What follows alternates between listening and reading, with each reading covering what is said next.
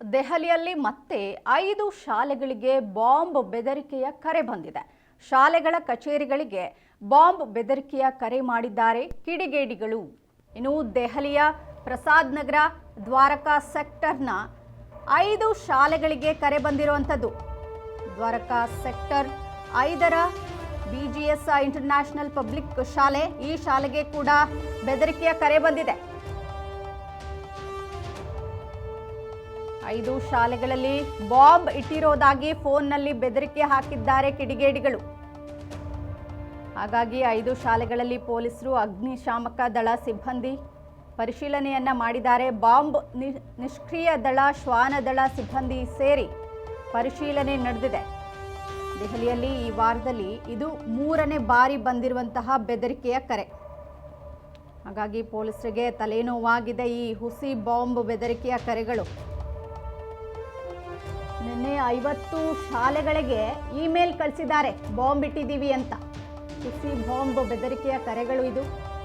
ಹಾಗಾಗಿ ಪರಿಶೀಲನೆಯನ್ನ ನಡೆಸಿದ ಬಳಿಕ ಇದೆಲ್ಲ ಹುಸಿ ಬಾಂಬ್ ಬೆದರಿಕೆ ಅಂತ ಪೊಲೀಸರು ಮಾಹಿತಿ ಕೊಟ್ಟಿದ್ದಾರೆ.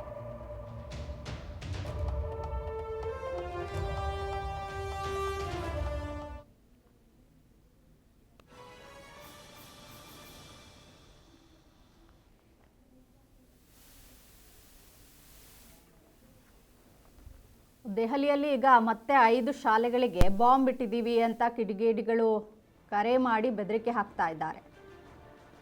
ಶಾಲೆಗಳ ಕಚೇರಿಗಳಿಗೆ ನಿಮ್ಮ ಶಾಲೆಯಲ್ಲಿ ಬಾಂಬ್ ಇಟ್ಟಿದ್ದೀವಿ ಅಂತ ಕಿಡಿಗೇಡಿಗಳು ಕರೆ ಮಾಡಿ ಬೆದರಿಕೆ ಹಾಕ್ತಾ ಇರುವಂಥದ್ದು. ದೆಹಲಿಯ ಪ್ರಸಾದ್ ನಗರ, ದ್ವಾರಕಾ ಸೆಕ್ಟರ್ನ 5 ಶಾಲೆಗಳಿಗೆ ಕರೆ ಮಾಡಿದ್ದಾರೆ.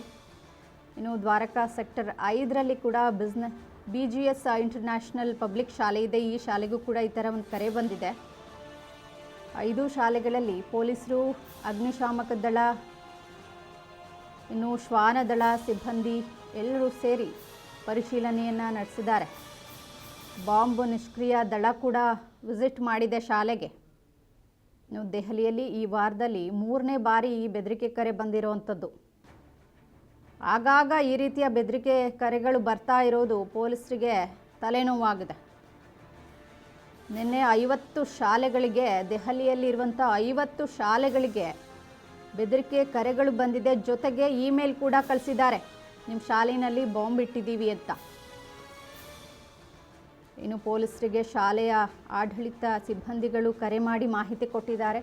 ಈ ಮಾಹಿತಿಯನ್ನು ಆಧರಿಸಿ ಬಾಂಬ್ ನಿಷ್ಕ್ರಿಯ ದಳ, ಶ್ವಾನದಳ ಸಿಬ್ಬಂದಿ, ಅಗ್ನಿಶಾಮಕ ದಳ ಎಲ್ಲರೂ ಕೂಡ ದೌಡಾಯಿಸಿದ್ದಾರೆ. ಪರಿಶೀಲನೆಯನ್ನು ನಡೆಸಿ ಬಳಿಕ ಇದು ಹುಸಿ ಬಾಂಬ್ ಬೆದರಿಕೆ ಕರೆ ಅಂತ ಪೊಲೀಸರು ಹೇಳಿದ್ದಾರೆ.